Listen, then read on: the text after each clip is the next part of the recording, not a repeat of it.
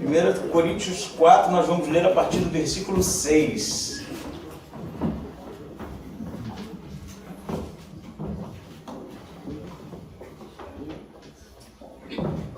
Todos? Vamos ler então. Irmãos, apliquei essas coisas a mim e a Apolo por causa de vós, para que aprendais por nosso intermédio a não ir além do que está escrito, de modo que nenhum de vós se encha de orgulho em favor de um contra o outro. Pois quem te faz diferente dos demais? E o que tens que não tenhas recebido? E se o recebeste, por que te orgulhas, como se não o tivesse recebido? Já estais satisfeitos, já estais ricos. Sem nós, já chegastes a reinar. Quisera eu reinasses de fato, para que também nós reinássemos convosco. Porque me parece que Deus colocou a nós, os apóstolos, como últimos, como condenados à morte, pois nos tornamos um espetáculo para o mundo, tanto para anjos como para homens. Somos um absurdo por causa de Cristo, mas vós, sábios em Cristo. Somos fracos, mas vós, fortes. Sois estimados, mas nós, desprezados. Até o presente passamos fome e sede. Vestimos-nos de trapos e somos esbofeteados, e não temos pousada certa. Cansamo-nos trabalhando com as próprias mãos. Quando somos ofendidos, bendizemos. Quando perseguidos, suportamos. Quando difamados, respondemos amigavelmente. Até o momento, somos o lixo do mundo e a escória de todos. Pois então, o versículo 6 foi parte do texto de semana passada, não é? Se você anotou aí, nós lemos o capítulo 4 de 1 até o 6. Sendo que o versículo 6 ele é uma ponte para a continuação do argumento paulino que vai se encerrar aqui. Paulo está tratando do problema das facções, não é? Das divisões dentro da igreja e da arrogância dos coríntios no que tange a questão da sabedoria. Nós temos visto isso nos domingos, que os coríntios estavam buscando na filosofia grega um conhecimento, adequando o evangelho à sua cultura, ao seu tempo, à maneira de se realmente buscar a compreensão da realidade através da filosofia estoica, a filosofia de Epicuro, entre outros. Então, o capítulo 4 ele é marcado pela comparação que Paulo vai fazer entre ele e Apolo, como líderes que passaram por aquela igreja, como cada um tendo uma função, não é isso? Ele vai chegar a dizer: eu plantei, Apolo regou, né? Mas Deus é quem deu o crescimento, no sentido de que não havia motivo para os coríntios comparar um líder com outro, visto que era Deus quem colocava aqueles líderes lá com papéis específicos, independente da fase que a igreja estivesse vivendo. Então o versículo 6, ele vai dizer, né, como nós lemos, que ele aplicou essas coisas a ele e a Apolo, e você vai perceber que, apesar de Paulo no início ter citado Pedro também, como sendo um dos preferidos da igreja, né, ele agora vai se deter à pessoa de Apolo e à sua pessoa, né, porque parece, segundo os estudiosos, que esses dois eram o cerne das discussões, né? Apolo como sendo um pregador de carisma, né? De técnicas de discurso ao estilo alexandrino, e Paulo como sendo um mestre. E ele vai dizer que aplicou todas essas ilustrações, como a de plantar, como a de regar, não é? A ele e a Apolo, porque ele queria dizer alguma coisa para a igreja com essas com esses cenários, que era, né, para que eles aprendessem, vai dizer o versículo 6, pelo intermédio deles, a não ir além do que estava escrito, né?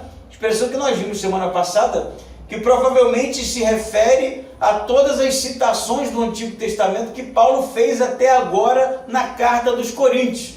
Citações essas que têm realmente o efeito de combater a arrogância, não é? De combater o status do homem enquanto centro de tudo, com base no Antigo Testamento. Aí ele vai dizer assim, ainda no versículo 6, de modo que nenhum de vós se encha de orgulho em favor de um contra o outro. Então, se haviam facções na igreja, divisões na igreja, preferências, né, por líder X ou líder Y, é óbvio que os crentes de Coríntios acabavam se levantando um contra o outro, né? Aqueles, por exemplo, que eram favoráveis ou gostavam mais ou apreciavam mais Apolo, eles automaticamente se enchiam de orgulho quando era, na verdade, a outra facção, quando se tratava da outra facção que preferia Paulo, por exemplo. Ao mesmo tempo, os que eram a favor de Apolo também não se submetiam à autoridade de Paulo. E os que eram de Paulo não se submetiam à autoridade de Apolo. E assim você vai ver que no final da história é um problema de orgulho clássico, né? Em que as pessoas, por causa das suas aptidões, por causa das suas preferências, se impõem ou tentam se impor contra os outros. E aí o 7, não é?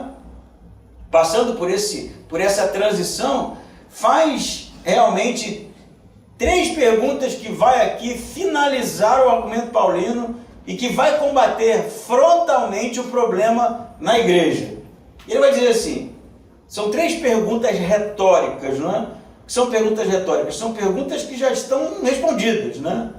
Perguntas que já trazem a resposta.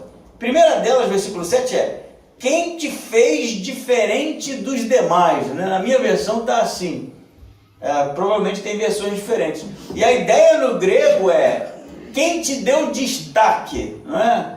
Quem no final da história fez com que você tivesse o direito de se impor sobre o outro? Quem no final da história te elegeu melhor do que alguém aí na igreja? É mais ou menos isso que Paulo está falando. Primeira pergunta, quem te fez diferente dos demais? Quem te elegeu, né? A autoridade. Quem foi que te deu o status de ser melhor do que alguém? E a resposta é ninguém, né? Ninguém deu no final da história, visto que no argumento paulino, a graça através de Cristo, ela media, não é? Ela deixa, na verdade, todos os crentes em mesmo lugar, dependentes de Cristo, dependentes da graça, dependentes de Deus, e por isso iguais, não é? Não tem ninguém no discurso paulino que seja maior que o outro, não é? Na verdade, isso é uma antítese do que é o Evangelho ensinado por Jesus. Então a primeira pergunta é, quem te fez diferente dos demais? Quem foi que te deu status de querer ser, de pensar ser autoridade, alguém com maior valia do que os outros irmãos? Segunda pergunta, ainda no versículo 7. E o que tens que não tenhas recebido? A gente viu, né, desde o início do estudo, e ainda vai ver na carta de Paulo aos Coríntios, que os crentes dos Coríntios, eles eram crentes cheios de dons, não é? Vão ser problemas de línguas, problemas de profecias, todos esses são tratados nessa carta e na segunda carta também de Paulo aos Coríntios. Então a primeira pergunta de Paulo é, quem foi que te fez melhor que os outros? Ninguém, não é? A segunda é, e o que você tem que não tenha recebido? O que é que você tem, sejam dons, sejam recursos, sejam ferramentas, a pessoa que você é, o que é que você recebeu que não tenha sido dado por Deus? É isso que Paulo está dizendo. Primeiro momento, quem te fez melhor que os outros? Ninguém. Segunda pergunta, o que é que você tem que não tenha sido dado por Deus a você? Nada. Porque tudo na vida dos crentes coríntios até agora, seja a salvação através da graça, sejam os dons dados pelo Espírito Santo, seja a sua condição financeira, seja o seu intelecto, seja a sua capacidade de abstração, seja lá o que for que eles possuíssem. Paulo está dizendo, o que é que você possui que não te foi dado? E no final da história, se ninguém te fez melhor que ninguém aqui, com que autoridade você se levanta sobre os outros? E segundo momento se tudo que você tem foi dado por Deus, como é que então você pode se achar dono de algum dom, dono de alguma opinião, dono de algum tipo de autoridade ou superioridade sobre as outras pessoas? Você já entendeu, né? E a terceira pergunta, e se recebeu? E se você recebeu alguma coisa de Deus? E se você possui alguma coisa de Deus? E todos lá, óbvio, né? Possuíam tudo que eles eram enquanto igreja, eles receberam de Deus, correto? Através do sacrifício de Cristo, da morte e ressurreição de Jesus. Aí ele faz uma pergunta bem interessante. E se receberam, por que vocês se orgulham? Como se não tivessem recebido, no sentido de como se vocês sempre tivessem sido dono disso. Percebe aqui? Se tudo que vocês têm, vocês receberam de Deus, como então vocês se comportam como se não tivessem recebido nada, como se vocês sempre tivessem sido assim, né? Como se vocês sempre tivessem manifestado esses dons, como se vocês fossem dono de todas as coisas que vocês possuem. E a gente já pode parar por aqui, porque realmente esse era um problema da igreja dos Coríntios e que se reflete na nossa realidade e muito, né? Pessoas que se acham melhores do que os outros. Primeira pergunta aqui, quem te fez melhor do que alguém? E a gente sabe, né, que depois da queda, nós desenvolvemos uma opinião pessoal muito fora da realidade. Nós achamos que sabemos de tudo, e que estamos certos em todas as coisas. Nós temos uma opinião sobre quem nós somos completamente errada e equivocada. Eu falei disso semana passada, que às vezes nós tomamos decisões baseadas na nossa consciência, enquanto Paulo fala, nem mesmo eu me avalio a mim mesmo, porque eu sei que a minha consciência pode estar cativa às minhas emoções. Eu sei que as minhas decisões podem estar cativas aos meus traumas. Eu sei que realmente posso tomar decisões achando que sou a pessoa mais certa do mundo, como no final da história eu sou escravo de tudo aquilo que me prende, que me escraviza.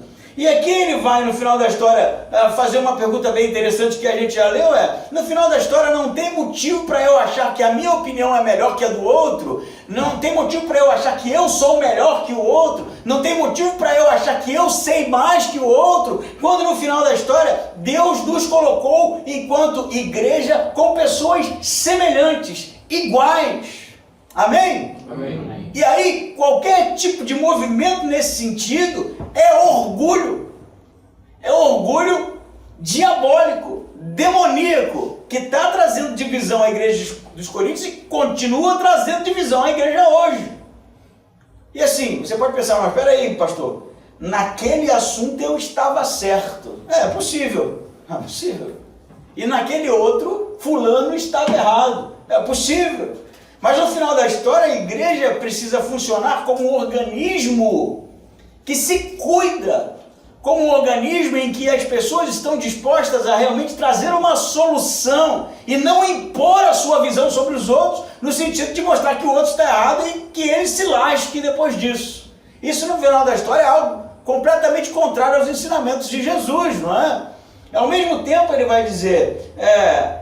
E se ninguém te fez melhor do que ninguém, ele vai dizer, como é então que você, que tem esses dons, acha que você é o dono deles?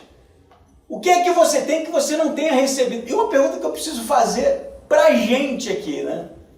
Eu me lembro, eu acho que eu já comentei isso, quando tive aulas de homilética técnica, né? De pregar, de falar em público. E na época o professor falou assim, o pregador nunca diz nós, sempre diz vocês, né? Porque ele precisa sair, né? do meio, né?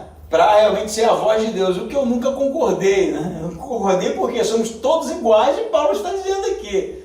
E a pergunta que eu preciso fazer, que é a pergunta que Paulo está fazendo para nós, é o que é que nós temos que não tenha sido dado por Deus? Diz uma coisa aí, e eu não estou falando de pecado, né? Falando de quem somos, do que possuímos, dos dons, do conhecimento bíblico, dos recursos financeiros, da saúde. O que é que nós temos da família, dos filhos? O que é que nós temos que não tenha sido fruto da misericórdia e da graça de Deus? Se você conseguir encontrar alguma coisa, por favor, levante a mão e diga, porque você não vai encontrar. E aí no final da história, o que Paulo está dizendo é que quando nós nos tornamos arrogantes nesse nível de achar que aquilo que somos, aquilo que temos, pertence a nós, nós nos tornamos ingratos. Ingratidão. E é essa palavra de ordem aqui no primeiro momento para a igreja aos Coríntios, né? Tudo que vocês possuem, vocês receberam de Deus de maneira igual, não é?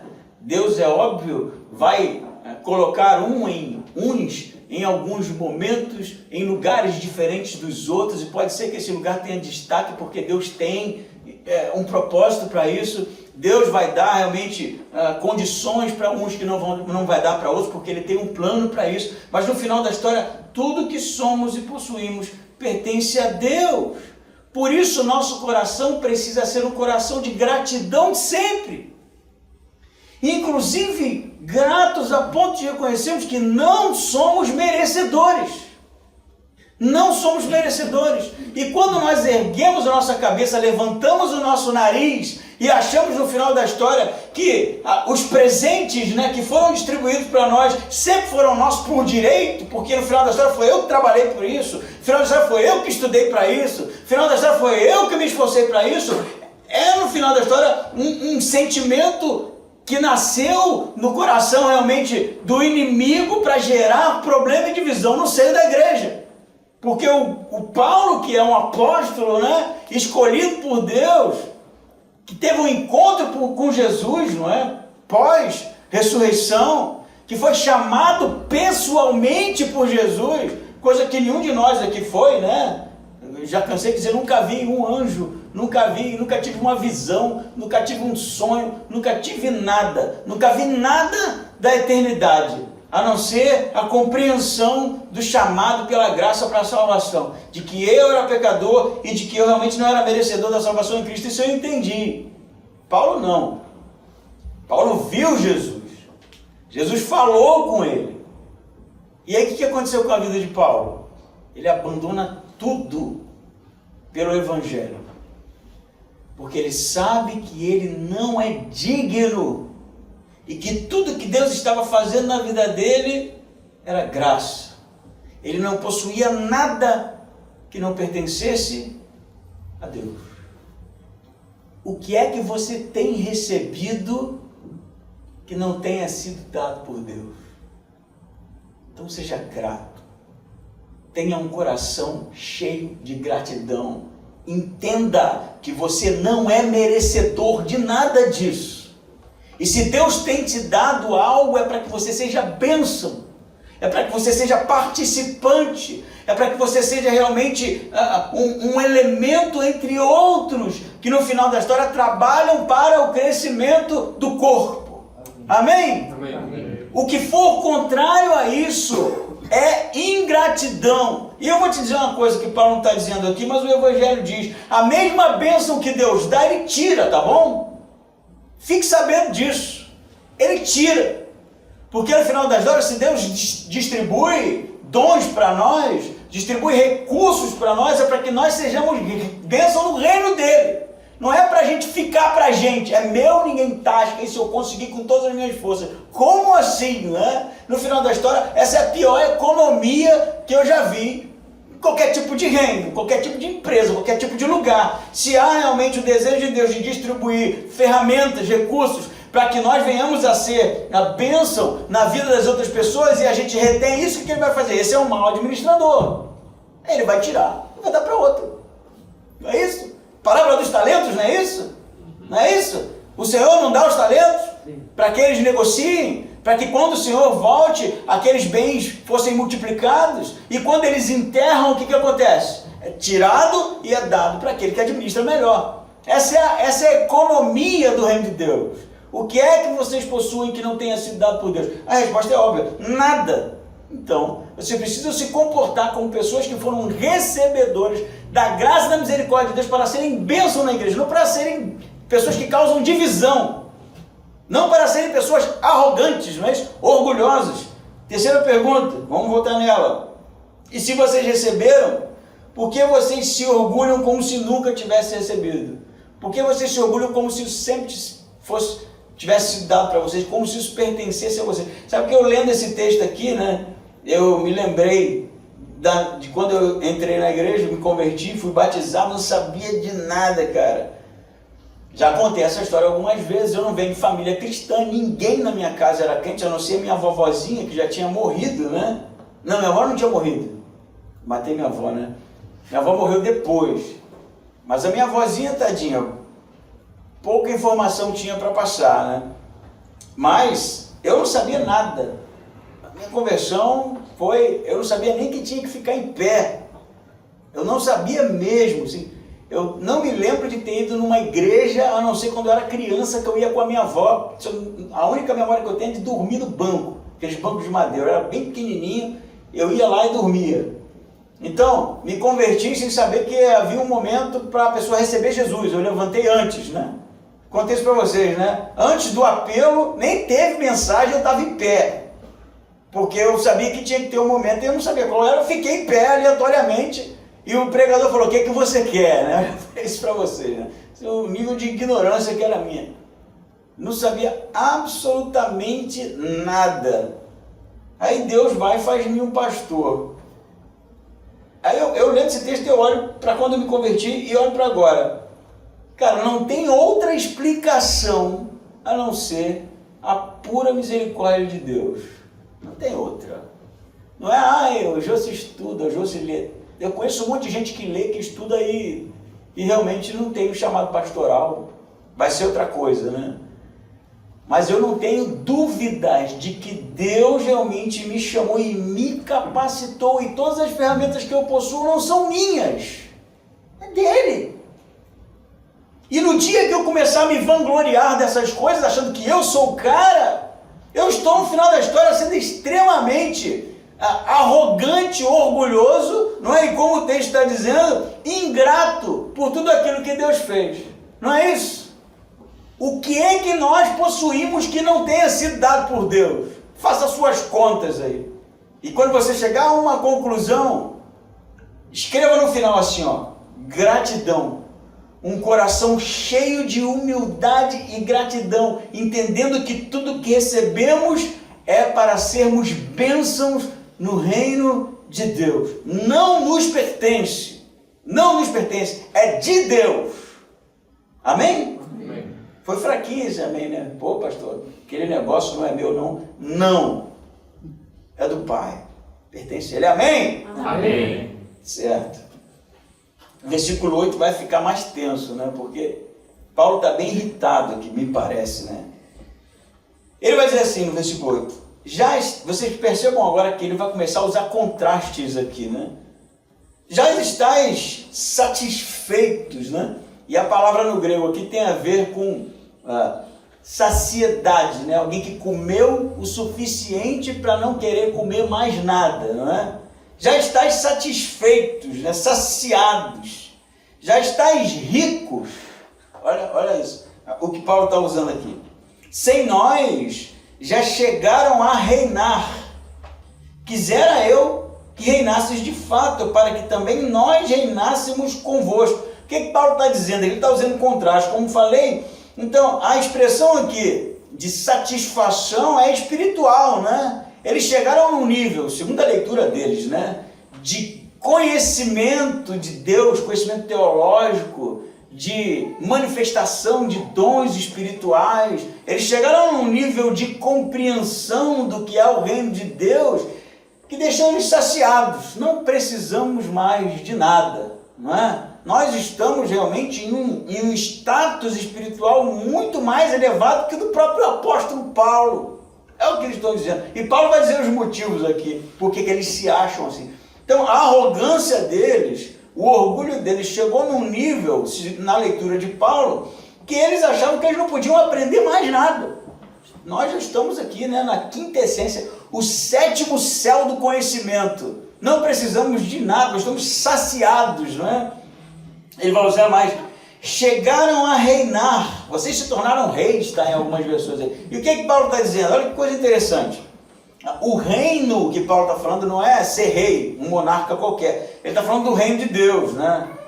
Porque a gente sabe, já viu que na teologia paulina, o reino de Deus é já, mas ainda não, não é? Vocês já ouviram essa expressão? É já porque já teve início. Porque teve início em Cristo. Ainda não porque vai ser plenamente completo na segunda vinda de Jesus, onde a sua criação será transformada. Então, na leitura de Paulo, eles estão tão saciados do conhecimento de Deus, né, da sua vida espiritual, estão tão plenos, que eles já entraram no milênio, já entraram no reino, como se Jesus já tivesse voltado e para eles agora estava 100% ok, estamos plenos. Já estamos nos sentindo no reino milenar de Cristo. Estão entendendo aqui a linguagem, né? Aí ele vai dizer, sem nós, inclusive, nós quem? Os apóstolos, né? Sem os apóstolos, eles não precisam dos apóstolos mais. Eles são a última bolacha do pacote, né? Não precisam dos apóstolos. Nós já entramos nesse nível de conhecimento, nós já entramos no nosso milênio, no reino milenar de Cristo, porque estamos realmente satisfeitos, saciados do conhecimento de quem é Deus, da nossa vida espiritual. E aí Paulo vai dizer assim, ironicamente, quisera eu que vocês realmente tivessem entrado no reino de Cristo, porque se vocês tivessem entrado, nós estaríamos com vocês lá. Não é isso que ele diz? Ele vai dizer, de fato, para que também nós reinássemos convosco. Eu gostaria muito mesmo que vocês estivessem cheios de razão. Mas aí ele vai dizer no versículo 9 aqui, ó, porque me parece, na minha opinião, perceba o tom irônico de Paulo. Vocês estão reinando, né? Vocês são realmente os seres mais iluminados da face da terra, né? Vocês realmente encontraram um nível de espiritualidade, de conhecimento de Deus jamais visto. Mas me parece, segundo a minha humilde opinião, vai dizer Paulo, nós, os apóstolos, aqueles que fomos chamados por Jesus pessoalmente, né? Nós, ele vai dizer, parece que Deus colocou a nós, os apóstolos, como últimos, bem diferente de vocês, bem diferente do nível de espiritualidade, de saciedade espiritual de vocês. A nós, parece que Deus colocou a nós, os apóstolos, como os últimos, como condenados à morte. Olha o que Paulo está dizendo, a expressão aqui vocês já viram um filme de época, né, sobre Roma, e quando o Coliseu, não é, era realmente enchido de pessoas ali para ver os gladiadores, né, lutando uns contra os outros, né, na maioria eram escravos que precisavam batalhar pela própria vida, né, e aí dava aquele espetáculo, né, aquele show do Coliseu, e os últimos eram presos que estavam condenados à morte, e aí soltavam as feras. Já era assim? Já viram isso? Então, o que Paulo está dizendo o que me parece, enquanto vocês estão nesse nível de espiritualidade, a nós, os apóstolos, me parece que Deus nos colocou para que nós fôssemos os últimos, como que condenados à morte. Aqueles que são lançados no Coliseu para que as feras se alimentem de nós. A impressão que eu tenho é essa, vou dizer Paulo, e ele continua, né? Condenados à morte, pois nos tornamos um espetáculo para o mundo, tanto para anjos como para homens. E a ideia aqui é de que aquelas pessoas condenadas à morte, lançadas ali no Coliseu para que as feras se alimentassem deles, era um espetáculo para o universo, tanto homens quanto anjos. Observavam realmente, na ilustração de Paulo aqui, não que não fosse verdade, né? Porque a gente realmente tem conhecimento das coisas que Paulo e outros apóstolos enfrentaram, todos foram martirizados, todos morreram pelo nome de Jesus, e ele está falando, é como se nós nos tornássemos um espetáculo vivo para o mundo inteiro. enquanto somos mortos, enquanto somos devorados pelas feras, mas vocês não, vocês estão realmente num nível de espiritualidade muito mais elevado, né? E ele vai dizer, no versículo 10, somos um absurdo por causa de Cristo. Em algumas versões, somos loucos, somos tidos como loucos por causa de... Por que ele diz isso? Porque o próprio apóstolo Paulo é um exemplo disso, né? Era alguém de carreira, era um estudioso, fazia parte do sinédrio, era alguém que tinha realmente muitas expectativas, né? E ele abandona tudo e é chamado de louco, de tolo, não é isso? De tolo por causa do nome de Jesus. E ele vai dizer, nós somos absurdos por causa de Cristo, somos chamados de louco por causa de Cristo, mas vocês não, vocês são sábios, vocês sabem, né? Vocês têm o conhecimento, enquanto nós, os apóstolos, somos chamados pelas pessoas de loucos, né? Somos tidos como loucos. Aí ele vai dizer, ainda no 10, somos fracos. Por que ele fala somos fracos? O próprio Paulo já falou que chegou em Coríntios doente, provavelmente, né? Fruto das sequelas, das chicotadas que ele tomou, dos apedrejamentos que ele sofreu. E em outros momentos, ele vai ser tratado realmente como o resto, não é? Como alguém que é perseguido e é realmente fisicamente castigado pelas pessoas. Então, ele estava longe de ser, não é? Aquela personalidade do palco, da vitrine, não é? Que tem um discurso realmente muito retórico. Ele era alguém que tinha na sua pele, na carne, as marcas do sofrimento por Jesus. Somos fracos. O próprio Paulo orou, não foi? Para que Deus tirasse o espinho da carne, que a gente não sabe o que é, mas provavelmente era alguma doença que o impedia, não é? De exercer o seu ministério como ele gostaria. Fracos, né? Aos olhos dos coríntios, como pode um apóstolo, né, padecer de tantas mazelas, né? Isso não pode ser de Deus, né? Isso não pode ser um homem de Deus. Ele não é no mesmo nível dos filósofos estoicos que discursam, né? Que tem toda uma plasticidade, é um homem todo arrebentado. Lembra quando ele chegou aqui, como ele estava? É mais ou menos isso que ele está falando. Nós somos fracos, mas vós, fortes. Vocês são fortes, né? Vocês são espirituais, vocês são fortes, vocês têm um conhecimento, nós não temos. Aí ele vai dizer, vocês são estimados, né? Vocês são pessoas que gozam do conhecimento e do reconhecimento público da comunidade, não é? Mas nós, desprezados. Gente, o contraste aqui é realmente para incomodar, não é? Para incomodar. Porque aqueles crentes de Coríntios, eles se sentiam satisfeitos. É a expressão de Paulo aqui. Saciados. Do jeito que tá ótimo. Estamos bem. Não precisamos mais de nada aqui. Precisamos nem de apóstolo aqui. Precisamos nem de pastor aqui. Nós estamos bem, a nossa vida está indo bem. Temos tudo, somos ricos, não é? Somos abençoados, temos dons espirituais, temos o conhecimento filosófico. Mas o contraste que Paulo está trazendo é, nós que somos apóstolos, padecemos todos os dias. Nós que fomos chamados por Deus, enfrentamos realmente resistência do mundo. Enquanto vocês estão vivendo uma vida completamente fora da realidade. Esse é o contraste que Paulo está querendo mostrar para eles. No mundo lá fora, Paulo estaria dizendo, existe uma resistência ao Evangelho e nós somos, no final da história, punidos por isso. Nos tornamos espetáculo do mundo. Sofremos, padecemos todo dia para que o Evangelho seja pregado, enquanto vocês não. Vocês estão bem aí. O ar-condicionado ligado, né? Tem toda a tecnologia à disposição. Temos todos os recursos que precisamos, né? As coisas todas estão funcionando, nossa saúde está bem, temos acesso à literatura, estamos bem, então não precisamos mais de nada. Esse é o contraste. E se você acha que no final da história isso só existiu há 2000 anos atrás, continua existindo. Tem gente que paga o preço com a vida para que o Evangelho seja pregado. Tem gente que está vivendo realmente sendo perseguido, sendo torturado, sendo morto por causa do nome de Cristo. E a nossa geração de crente vive como? Satisfeito. Não precisamos ler a Bíblia mais direito, já sabemos o suficiente. Porque consumir alguns vídeos, e vou viver, quem sabe até isso se extinguir, batendo nesse ponto, e isso é o suficiente para a gente.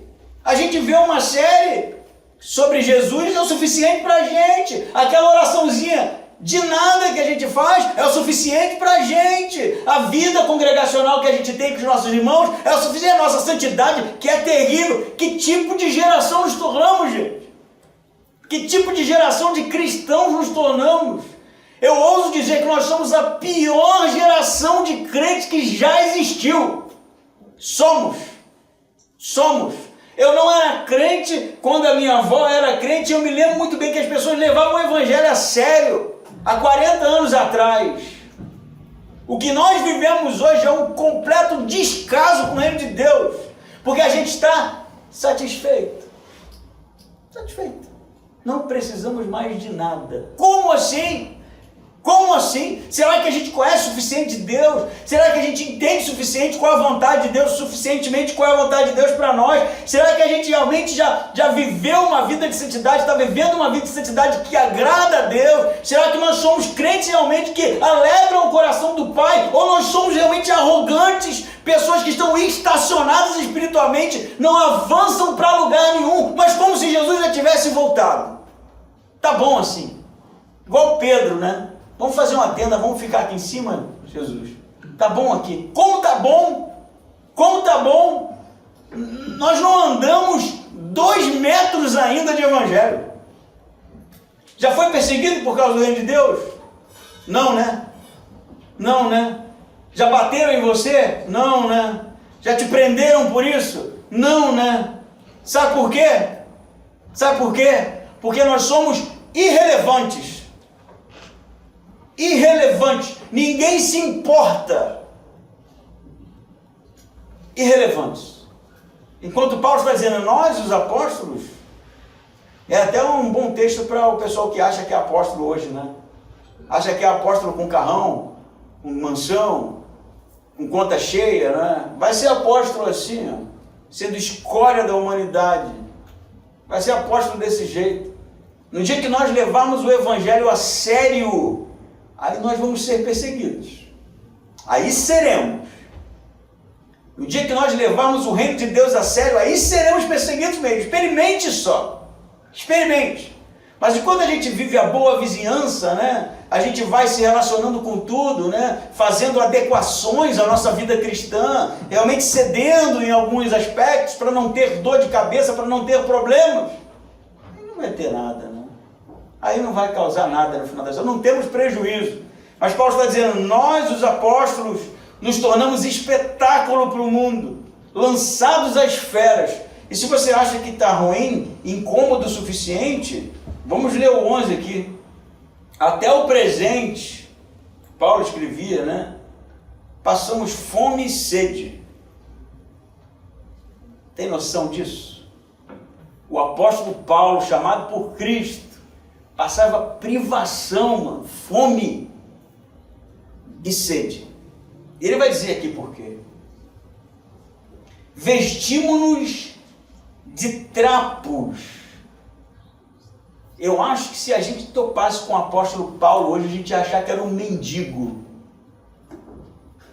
que não tinha roupa adequada, porque não tinha recurso para comprar.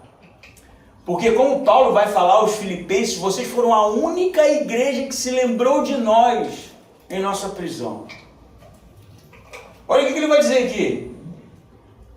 Vestimos-nos de trapos e somos esbofeteados e não temos morada certa. Você acha que Paulo não tinha casa? Tinha, claro que tinha. Mas o que ele está dizendo? O ministério dele, o chamado de Deus para ele, levava ele para localidades que ele sabia sequer onde ia dormir. É provável que Paulo dormisse nas tendas que ele mesmo fabricava, era a mochilinha dele ali, a barraquinha que ele montava e ficava ao relento ali, tantas e tantas vezes com fome e com sede, porque ninguém chegava junto financeiramente. Tantas e tantas vezes pagando o preço realmente de pessoas que foram chamadas por Cristo, porque não estavam presos, realmente limitados às condições da cultura do seu tempo. chamado por Deus realmente para viver a pregação do reino de Deus nesse nível. Olha o que ele vai dizer. E não temos morada certa. Versículo 12. Cansamos, e na verdade a ideia aqui no 12 é esgotados, né? Esgotado fisicamente. A minha versão está cansamos-nos, mas eles se esgotavam fisicamente trabalhando com as próprias mãos. Eles trabalhavam, no caso de Paulo principalmente, trabalhava com as próprias mãos a nível de exaustão, né? Isso é interessante, ele está citando porque para os gregos o trabalho braçal era humilhante, era trabalho de escravo. O grego não metia a mão para carregar coisa, não era um tipo de coisa que se fazia. E Paulo está usando isso aqui, não, nós somos fracos. Quantas vezes eu trabalhei exaustivamente, a exaustão com as minhas próprias mãos. E por quê? Por quê? Para levantar recurso, vendendo as tendinhas lá, né? Para poder viajar, para poder ir nas igrejas. Não é isso? Pensa nisso aqui. E ele fala assim, quando somos ofendidos, revidamos. É isso que está aí? Bem dizemos. Quando somos perseguidos, suportamos.